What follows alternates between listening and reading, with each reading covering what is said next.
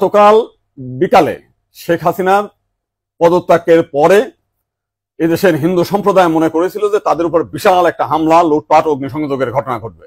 কিন্তু গতকাল বিকালেই বিএনপি এবং জামাতের নেতারা তাদের নেতৃবৃন্দকে হিন্দুদের বাড়িতে হামলা, লুটপাট, অগ্নিসংযোগ যাতে না হয় এবং প্রত্যেক মন্দিরে যাতে পাহারা দেয় সেই ব্যবস্থা করার নির্দেশ দেয়। এবং গতকাল থেকে আমরা দেখেছি সেই পাহারা দিয়েছে। সাধারণভাবে হিন্দুদের উপরে বড় কোনো মন্দিরে কোনো হামলার ঘটনা ঘটে নাই।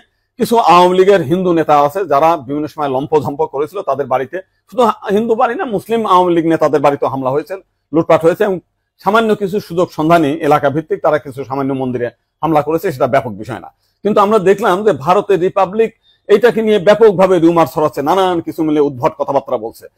এবং আজকে দেখলাম শেখ হাসিনার নিয়ে তারা কাহিনী তৈরি করছে, বঙ্গবন্ধুর স্ট্যাচু মানে ভাঙছে, সেটা নিয়ে তারা খুব দুঃখে সাগরে ভাগছে।